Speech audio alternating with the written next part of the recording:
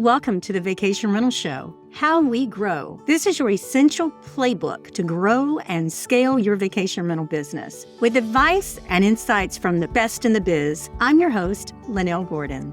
Welcome to the Vacation Rental Show, How We Grow. I am delighted to bring real business guy.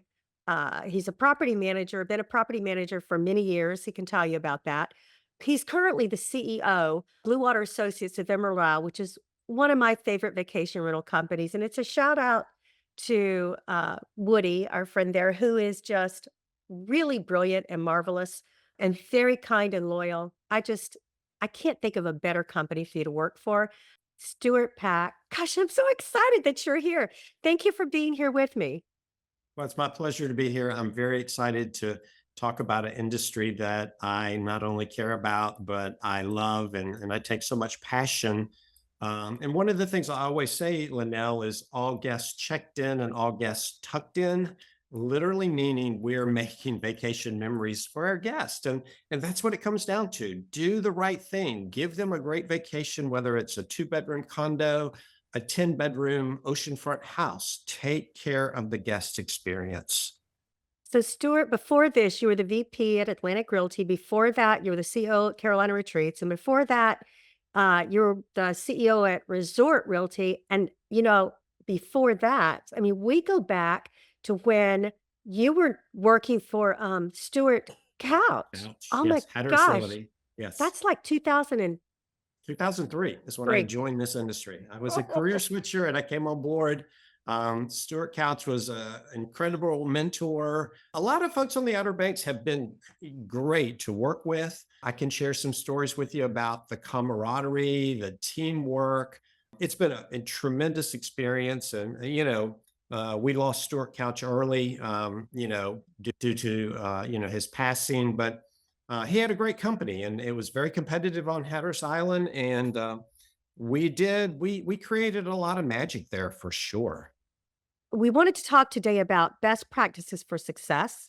Yes. And you have run, you have managed a lot of property management companies over the years. And the fact of the matter is, you are one of the rare people that I know of who are really tremendous operators. In other words, you're a business person. You could walk into any business and you could sit down and you could run that business.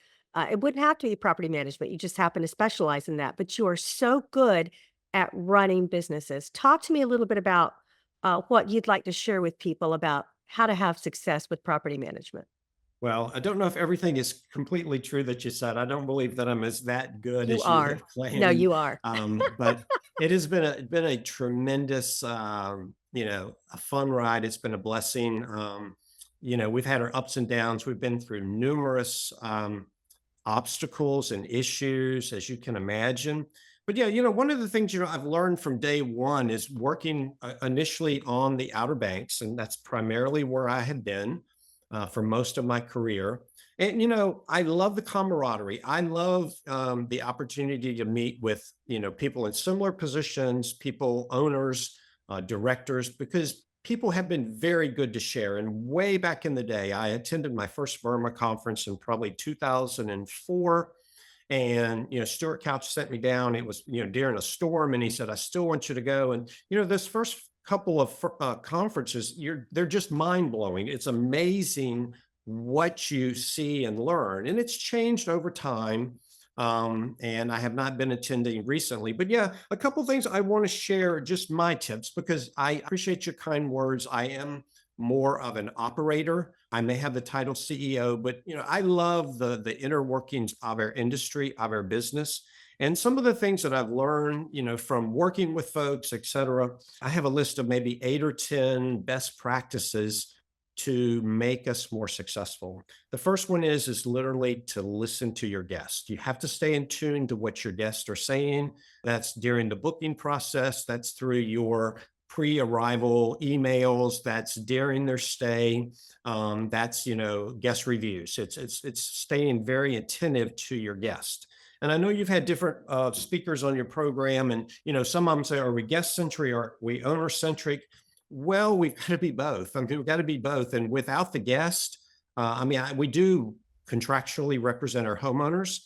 But without the guests, we don't have anything. And you have to make that guest experience phenomenal. The second thing that I would say is we have to respond to reviews, guest reviews, Google reviews. You have to be attentive. You learn from those. The third thing that we have practiced and preached is communicate with your homeowners. Your homeowners want to hear from you. They want to know what's going on. Most companies do a monthly newsletter where you promote, you advise, you make recommendations. A lot of companies will, leave a welcome note for an owner arrival. A lot of times you will call the owner when they're in or before they come in. Just again, the homeowners they want to hear from the rental management company. The other thing that I love to promote is to collaborate between our managers. Since I have been here at Bluewater, I'm nearing towards 6 months. We have made some internal changes. We have promoted 3 into director roles: a director of business development, a director of property services, a director of reservation sales, and a director of property management. I did hire one person from the outside, but I try my best to promote from within. But you want to collaborate. You want to build a team that communicates and that is very free to express their opinions, and to share, the issues, the concerns, and the pressing needs that they see. The next thing that I believe that we should do is empower our team members. It's all about what happens in the field. As a property manager, as a team leader, as an executive, you only hear the problems. You only deal with the problem situations. And, it's the cleaning, it's the cleaners, the cleaning crew, it's the inspector, it's the maintenance tech. It could be the linen provider, linen, delivery firm that touches our guest. And it's so important that they're very polite. They are dressed professional. They know what to say. They know to get in and get out. But it's so important to, use their manners and be considerate of the pressing needs that a guest has. The next thing I would say is we need to promote, agree upon the company goals. I mean, so often you look at your team leaders, you're sitting in a manager's meeting. Do they even know what the company goals are? Do they know what the objectives are? And, I think it needs to be updated every year. Every year we need to communicate what we're going to improve and what we want to see happen. And again, I think so often we never communicate that. Let me ask you this. What kind of goals are you talking about here? What goals did you, when you came in and you had your meeting with your people, what kind of goals did you set? For example, you want to look at your cleaning score. You want to have X% of 5-star cleaning reviews. Very, very important. You want to look at selling early check-ins. How many early check-ins can you sell per week? What is the promotion process? I know it's much more specific on the eastern part of the United States, selling trip insurance. I mean, trip insurance is one of the best profitable products that we offer. And it's a great product for the guest. Oh, it's 100, and it's not just storm insurance. It's not a Right. hurricane. It is, transportation in case somebody has to be medevaced, in case there is an accident on the way. It's a phenomenal product, and, I and agree. most of your guests are very familiar with it. I love to look at, even the check-in times. Getting the guest in and communicating with the guest is very important. So those were some of the initial goals and objectives that we So I started with. love the fact that you went productivity, you went revenue increase. You're putting all your goals together that are for your team. I love that you've got multi-spectral there. Right. One of the other things I think for a best practice is to look at your annual evaluation of your employees. I think new hires need to have a 90-day evaluation, and I can tell you, and not specifically here, but a lot of companies do not even have a detailed job description. They are not doing annual reviews. And one of the things that I mandate in them is sharing goals specifically for your team leader, your manager. They need to know, you talk about what those goals are, and you have a target to shoot for. And I just see that as something that's always a problem. One of the things that I do, and one of the things I think is the management team should do is one of the first emails that I'm looking for every morning, believe it or not, is the on-call report. I want to see that email report showing us everything that went wrong from the night before. We have different people on call, reservation sales side, we have a maintenance, a tech side. But Lynell, I want to see what those issues are because you want to determine that you properly responded, but you use it as a learning tool. What went wrong and how do we prevent it in the future? I have a story for you with that real quick. I interviewed someone about 3 weeks ago, and she said to me, "We are no longer doing on call. We're not doing on call. Unless it's an emergency, no one is taking that call." And I thought, "That's great for where you are," and they were West Coast. Right. East Coast, they would I don't know if it's Southern hospitality, but we would never even consider not having that on call. But I love the fact that she thought out of the box. She's like, "It doesn't work for our company." Well, good. I know you're surprised, though. I wanted to surprise you.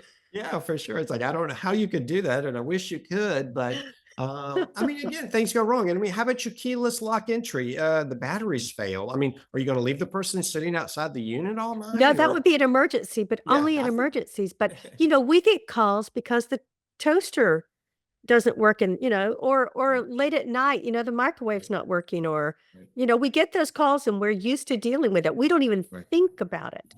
Right. Well, I think a lot of the firms, including for us, I mean, you usually have a screening service to, I mean, with 600 properties, I mean, the phone could literally ring all night. So you try True. to screen your calls, but we are much more geared to respond. And I would much rather somebody go. I'm not opposed to the on-call pay, the overtime. If in doubt, please respond. Just take care of it to make everyone happy. Really towards the bottom of my list is budgets and performance measurements, all the key metrics, KPIs that you're working on. And again, to your point, my background is business and finance. I do believe that you run these companies by numbers. We run them by departments. We run, FTE count for staffing. We budget for the year. We spread it over 12 months. I mean, you wouldn't believe how deep we go, but I really think in fairness, almost or perhaps every company that I've been at has had a subpar or had no budget at all. I mean, that's one of the first things you have to implement because where on earth do you even know that you're going to handle that? That's Um, that's so true, and I love that about you. That's something that's always impressed me, and let me tell you something else. I want you to talk more about budget, but I wanna tell a story here. So, Stuart is not just great at keeping to his budget, he is an incredible negotiator. When I first met Stuart, I met him in a boardroom in Hatteras Realty. He was working, as the I don't know, CEO probably of that. We had come to a place where we couldn't decide, it was pricing and it was a big deal. And I'll never forget this. This is how you impressed me so much. I finally said to Stuart, after working with him on trying to negotiate, I finally said, "Look, I like to shop at Walmart like everybody else, and sometimes I go in and I'll buy their generic cookies most of the time, but every once in a while, I have to have an Oreo. Stuart, we are the Oreo." Do you remember that conversation?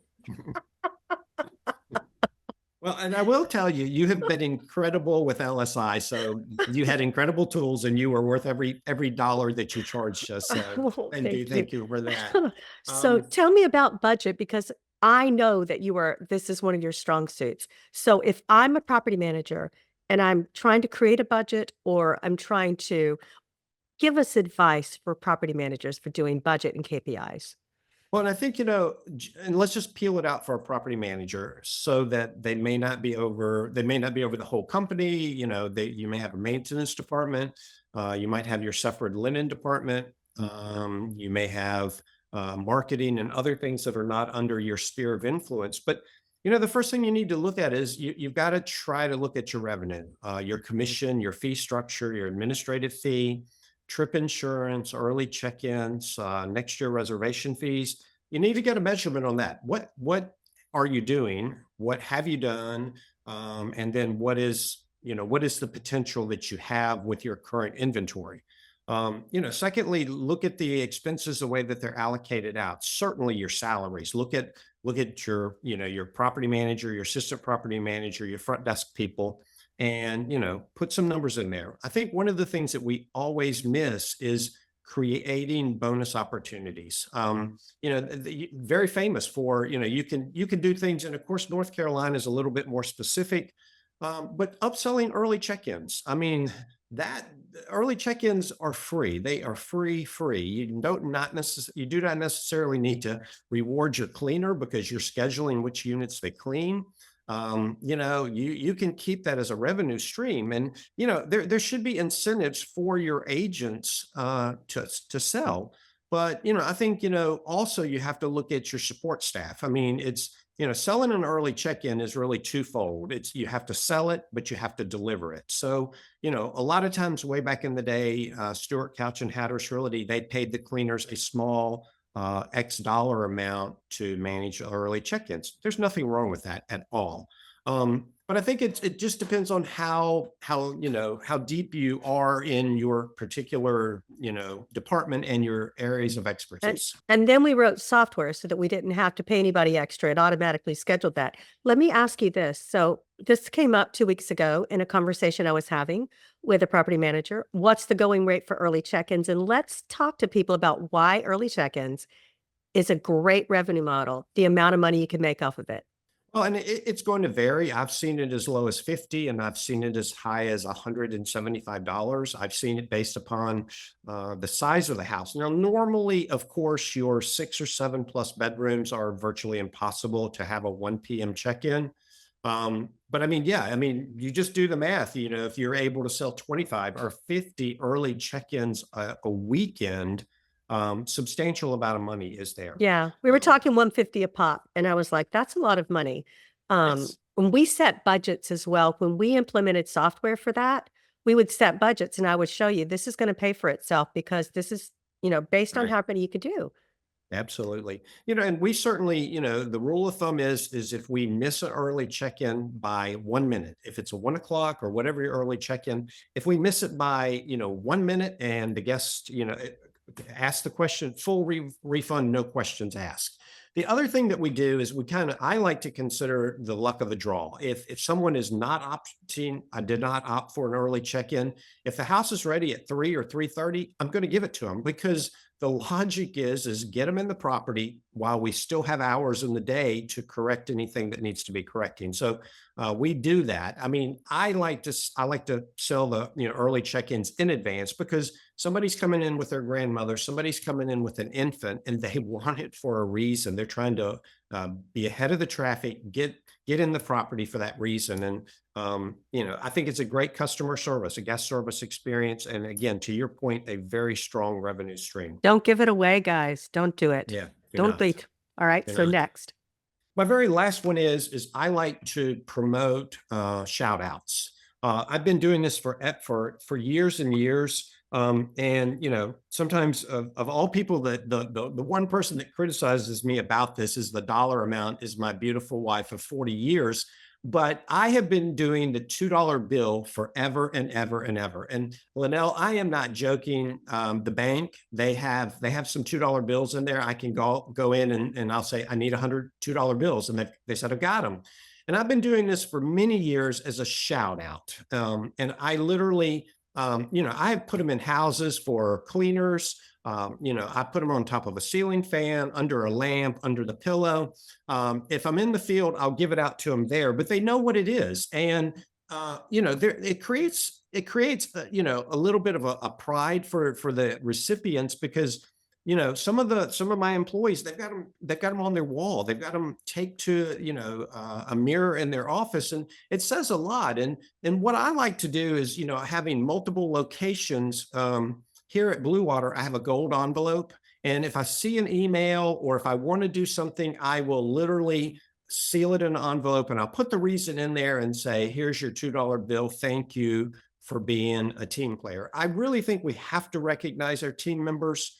You praise them, you reward them. I mean, and I know it's a small way, but they want that recognition. They desire to be part of something bigger than just a paycheck and bigger than just, 600 check-ins this coming weekend. How We Grow has partnered with Lynell Gordon to bring the vacation rentals market custom protection products built for the needs of the vacation rental industry. Enjoy complete protection for both your travelers and your owners via the industry's leading travel, damage, and liability protection products. Learn more about the travel tech industry's most advanced travel and damage protection platform and API at rentalguardian.com. It's really important, no matter what kind of business you're in, Right. that you recognize your employees. They need to look, they are the key to your success. They are. 100%. 100%. We're not doing it as leaders. They're Right. doing it. Their boots are out there. So that's a really great. I love that you said that. I rarely have people talk about that on the podcast, but Sure. I cannot stress enough about how important that is. One of the things, and I'll tell you a little story about that. One of the things that I learned in business is that not everyone is driven by revenue. Not everyone is driven by their paycheck. I did some of the personality testings that we did so we can Right. understand our employees better. Love those. And the one thing that I was really surprised at is my lead support person didn't care about money. She wanted me to tell her she was doing a good job. Taking her to lunch meant everything to her. That was just like, that was her love language there. So I Right. think that, knowing our employees and taking care of them is really important, just Right. like you say. Absolutely. And I try, and, I hate to say that I'm starting to get dated with my age, but I like to get in there different locations. And, I've had cleaners give me hugs. I've had cleaners say, "Oh, Mr. Stewart, I haven't seen you for 2 weeks. Are you okay? Where have you been?" And I like to get out there and touch them. I like to see them. And, we have to listen, attentively listen to our team members, because they're, to your point, they're part of our team, they're part of our organization. And and also we have to have open door. I mean, if somebody comes by, my door's open. I mean, I'm not going to get between a managerial issue with their supervisor, but it's open door. I will gladly talk. I mean, I have, they have seen me run after hours, they've seen me deliver linens, numerous things. They know that they can count on me, because that's what it takes. We are in the hospitality business. How often do you meet with your team about your budget? Well, it's not really fair because I'm new here and we're just still rolling things out. I mean, the ones that are drivers, we're discussing it every few weeks at least, as far as performance, revenue, looking at the early check-ins. The salary, I try to keep them apprised of, where we are, so that they will manage productivity, staffing, and, obviously watch the overtime. So looking at a P&L for a property management company, what are some of the first things that you look at and you say, "Oh, no," or "Oh, yes"? Well, old school, you first look at revenue. You want to see what the revenue is. And you want to see the breakdown of that revenue. I love to look at kind of a net worth per property. And some softwares are a little bit more cooperative than others, because when you look at the net worth, it's not just commission, it's not just your admin fee, it's the upselling of trip insurance, early check-ins. And some companies are charging, making a margin off of cleaning. So I always love to look at the net worth of a property. And, surprisingly, you think your biggest homes, that have the lower commission are your drivers, and they are maybe in volume, but you look at the margin off of some of these, 4 and 5 bedrooms, and they're very profitable, very, very profitable. In our industry, you want to look at the salaries, because, we've heard it numerous times, you know, on an average, we can easily spend 25% of our total expenses purely on salaries, depending on if you have in-house cleaners or, contract cleaners. But I mean, we spend a lot of money on people Mhm. because we're so labor intensive in what we do. Um, But there's just always numerous things. I just love to look at them year over year. And I love to look at it if they have it actual versus budget, because, it's like, what did you budget? But a lot of them are like, we have a budget. It's in a spreadsheet. It's like, no, I want to see it in your financial statement for sure. But I mean, those are the things I would kind of glance at. Tell me this. What about late checkouts? Why haven't you mentioned that? They're just as profitable. They are, but you can't have a late checkout and an early check-in. So we normally view trying to maximize the early check-ins. We have sold late checkouts, but there's a greater emphasis on managing the arrival process. And it's a little harder for the reservationists to watch late checkout or early check-in. A lot of times if we have to comp something, it's always easy to comp them a late checkout if there's been a small house issue. That's nice. That's really nice. What advice would you give property managers who are looking to grow their business? Well, every market is so different. I mean, some of these markets are so competitive. It's not even funny. Having spent most of my life on the Outer Banks, we always said it was a mature market. Definitely. People are fighting for a house. They're not fighting, they're not going to pick up a subdivision or this complex. I think what it comes down to is first off is absolutely your performance, your turnkey performance. I think owners, you want your owners to be referring, owners for you as a company. And that includes your communication, make sure you have a maintenance plan or something where you do not nickel and dime them. Make sure that you're looking at those statements, their monthly statements before they go out so that there's no, shockers. But I think, if we do a good job first with their homeowners, and then if we're doing a good job with our marketing, our upselling, our reservation sales team, you can put together a winning combination. And I think that we would all say your growth must be measurable.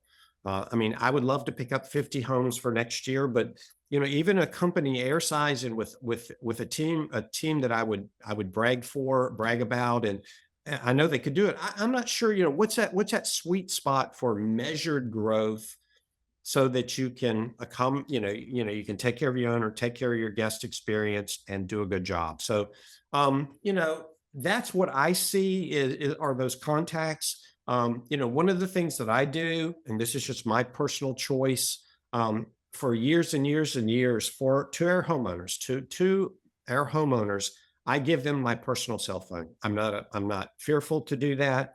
I've had a few owners call me on a Saturday and they've literally said, I just wanted to see if you'd answer your phone. I do not hide behind my voicemail. Even when there's an issue, I just hit it head on and just listen to them, because you can diffuse so much from that conversation. So, I promote myself to be there. I'll touch base with someone. Becca and I here now are working with a homeowner, like a $2.7 million property. He reached out to me directly. First thing I did is she and I went down and toured the property. When we went to kind of do for an interview, she was right there with me. I passed the baton to her. It's not about me. It's about what my director of business development can do. I trust her. I'm right there with her. We're communicating through the process. And I will say one thing also is, and you will notice on the camera, I'm wearing a necktie. I didn't put my necktie on you for today for you, Lynell. No, I know. I really think a couple of days a week, I will wear a tie to work, because when somebody comes in, and there's been folks on the Outer Banks, and I could name them and you would know who they are. They would argue with me about that, including, bless his heart, Stuart Couch. He would come to the office looking like a hobo. It's like, what are you doing, man? But I remember. when somebody comes in, like when we went to see this prospective homeowner, I mean, he said, well, Stuart, you're overdressed. But here we are looking at a $2.7 million piece of property, and I want to be a professional. I mean, I might be at the beach, but first impressions and your professionalism matters. I mean, we are managing millions and millions, of value of our inventory. And I want the homeowners to know that we take it seriously. So I do believe in taking care of your owners, being there, being professional, because that's what they want. Well, let me ask you, and I agree with I actually love that about, dressing. I always believed that you should dress in the manner that you want people to perceive you as. You want them Right. to take you seriously, you do.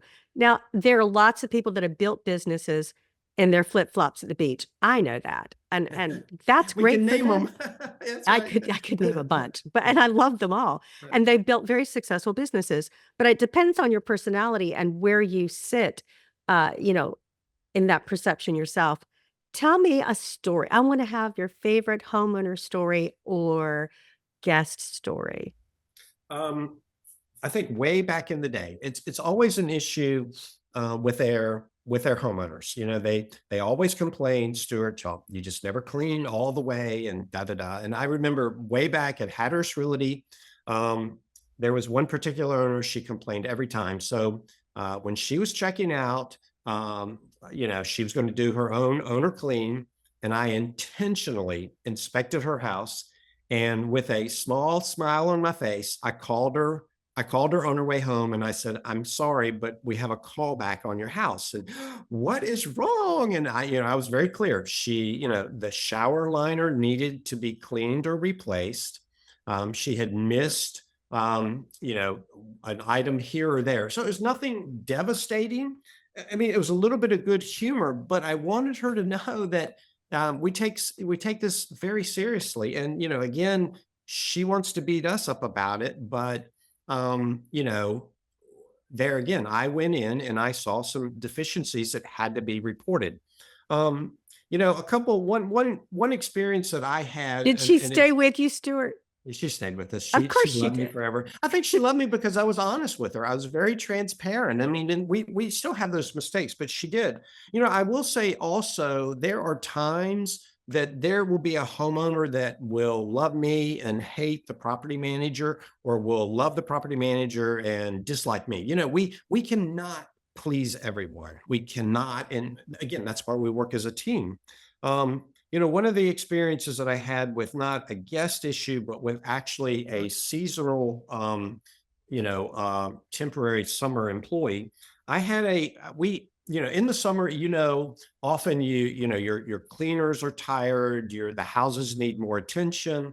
And there was one particular summer that I picked up a J1 student, or is it J1, J2, whatever it is, an Mhm, international student. mhm. I picked up a couple of Chinese girls on Saturdays, and we were actually shuttling them around to help the cleaners in some of our bigger homes.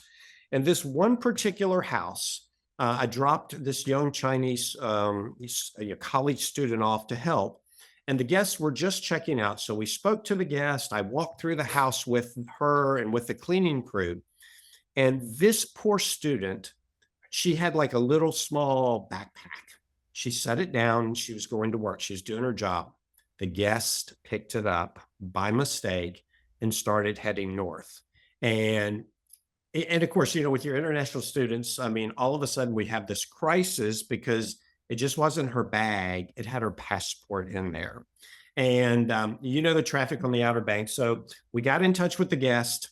We called them. They stopped at the Virginia border, and they were going to leave it at the visitor center. It's like, great, thank you. So Stuart headed north on a busy day. And I drove up and I secured her backpack. I mean, I didn't open it. I knew everything was there. I had to come back and fight all the traffic. I think I got home that night at 7 p.m. But it's called doing the right thing for your teammates, to make it happen. One other story that over the last year that I dealt with one other company, on call. We had an on-call issue where it's a 4-bedroom house. They said the septic's overflowing. We need help immediately. So, we did not have a maintenance tech available. So I called the housekeeping manager and I said, "Hey, this is the issue that we have." I said, "Do you have cleaning rags? Do you have bleach? Do you have Was it gloves?" coming into the house? They said it was. It was back overflowing into the shower. So they said one bathroom was dirty. So I called her up and I said, "Tell you what, you pick up the supplies. I will meet you a block from the house. I do not want you to enter the house until I get there. I'm going with you." because you didn't know what you're going to get into, Lynell. You didn't know how bad was. And, long story short, we get in there. It wasn't that terrible. I mean, a lot of times the guests over exaggerate. We get there, we get it all clean, and we're walking out the door, and she looks at me and she says, "Never in my life has my manager been involved, showed up, and literally helped me clean." And it touches your heart because you have to show your people how much you care, how important they are, and what you're willing to do. You never Uh, ask anyone to do anything that you wouldn't be willing to do yourself. That's Absolutely. the way I have to agree with you. 100%. That's pretty 100%. remarkable, and I'm sure talk about creating loyalty with your employees. That's Right. huge, Stuart. Well, That that's what we is. have to do because at the end of the day, as I had shared with you, when I first came down to Bluewater and I was introduced to the team, um, we were sitting in the conference room and I didn't really know the words to say. And, I just shared with them, I said, there's no blueprint on how to run these businesses. They're very unique. They're very specialized. They're market sensitive. And I said, I'm not an expert. I'm a generalist. I love the operation side. And I said, we're going to do this together. There are no easy answers. There's no one way to do it. We're going to conquer and divide. And that's what we've really done. I mean, this is, I'm so pleased where I am. I'm very pleased with Woody's support. But most importantly, I have some incredible team players that I would literally fight for. They are phenomenal, and that makes the world a difference. It does, and I'm so grateful that you were willing to come on and share with me. Listen, if people have questions, and they're looking for someone who can, who's been in it for a while, who might be able to bounce things off, would you be willing to talk to them? I'd be happy to. Again, I think we learn from sharing. I think one-on-one is important. If they will send me a message on LinkedIn, I will gladly speak to anyone. And I would share with you again, I love this camaraderie with companies and really someone here. Again, I'm new on Emerald Isle. I've reached out to someone on LinkedIn and said, "Hey, let's have a cup of coffee." I love the camaraderie. And what literally last weekend I did on my way back home because I'm still commuting at this point, from my residence on the Outer Banks. And we have some premier luxury towels that will not work in our program. And I reached out to two companies on the Outer Banks, two owners, and exactly if I told you their names or their initials. And I reached out to them and I said, "Hey guys, I've got about 180 dozen luxury towels. Would you be interested?" One guy said, "Well, sure. How much?" And I said, "Well, let me tell you what. I'll drop them off to you this weekend in one of our gift bags. I'll bring you 4 towels. Look at them. Take a glance at them. Tell me if they can help you." I love to have those relationships and that camaraderie. I mean, I remember going through a linen crisis where two Outer Banks companies actually took a load or allowed us to use their laundry facilities to process. I mean, that is what you call teamwork, and that's exactly what we need to do. We need to support one another. I mean, we can compete against each other, but we have to be good neighbors and we have to be cooperative. And let me tell you, your market is incredibly competitive where you are, just as much as the Outer Banks. But the competitors, I like the competitors. I think Right. that they're good people. I think you're among good people there. So Well, I'm very, very excited for that. I guess if I shared anything, to folks listening, especially new folks in the industry, I think, this is not for the lighthearted. This is a very challenging, it's a difficult career. I mean, I'll be honest, my 4 kids have grown up in the industry. Only one is my daughter is working in social media and marketing for a vacation rental firm. The boys didn't want to have anything to do with it. So, I would say that, this is not for the lighthearted. This is a challenging job, but it is very rewarding and it does create a lot of opportunities. If you wish to grow, there are opportunities inside of this industry that you can grow in. well, I love that. So thank you so much for being with us, Stuart. Is there any other advice you wanted to give before I go? I can't think of anything else other than, again, I come to work early because I love what I do, and you have to have a passion for it. You have to be hospitality focused. But again, I take great joy when I look at 98 to 99% of our arrivals have a great experience. As a management team, we look at the 1%. And again, you ask the question, what went wrong? How can we prevent or improve in the future? And, again, I would gladly interact with anyone that wants to reach out to me. I will not probably be at Verma this year, but I do want to get back. But, I'll gladly share because I have a passion for this industry. And, I'll gladly give a tip. I don't have I'm not an expert in anything, but I'm a generalist and I love what I do. Well, I'm going to give you a heads up. I'm going to do an interview, hopefully in the next few weeks, with a guy who's a property manager. And one of the number one thing that you said when you first started talking about the things that are important was replying to guest reviews. He uses AI to reply to his reviews. And when I went to interview his partner, I complimented him on how quickly they replied in their reviews. It was I've never seen anybody reply to every single one individually with they were great replies. When I found out they were AI, I was shocked. And it's not a software company that's doing this that you're selling. This is something you do in-house, Stuart. Wow. It's phenomenal. I'm just really excited about that. So I'll let you know when that comes out. That'd be very exciting. Again, AI is going to change our industry. And we need every tool to use. Way back in the day, LSI brought us tools that we did not have. And we always have to be on the cutting edge to monitor and do what we do. But again, a great shout out for you. I did want to tell you, I know that you're a big fan of Scott Leggett. I am. Scott Leggett is probably the only name that I'm going to mention on your podcast. We could name a lot of people, but actually before Scott and I have been great buddies. He's traveling so much now, it's harder to connect with him, sort of like with you. You guys are too busy. But when Scott was considering coming over to LSI, and we actually had coffee and we chatted, and I actually encouraged him to do that. So you will be receiving an invoice from me for my recruitment efforts because I know that he did a great job for you. I was so grateful. Can I just tell you that my life would have been totally different had Scott Leggett not come to be my CEO. My life would be genuinely for the worse. Sure. He is God's gift to the industry, in my opinion. Yeah. He's a great mentor. I love to chat him. And I keep telling him, it's like, just call me, man, when you're on the road. I don't have to meet you for breakfast or lunch or for coffee. Just call me. I just want to hear from you and how you're doing. Such a lovely person. Oh, he is. He's such a smart man as well. He's been in the industry for years and years. But this has been such a pleasure to catch up with you. I hope that I've shared one or two things that will benefit your listeners. Because again, this is a great industry. It is a great industry. And I really appreciate you sharing and being willing to do that. And tell what he thinks. I will. My pleasure. I hope you have a good day.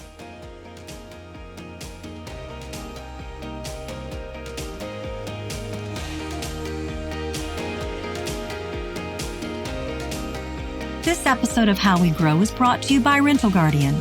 To find out more about how Rental Guardian can help grow your vacation rental business, visit rentalguardian.com.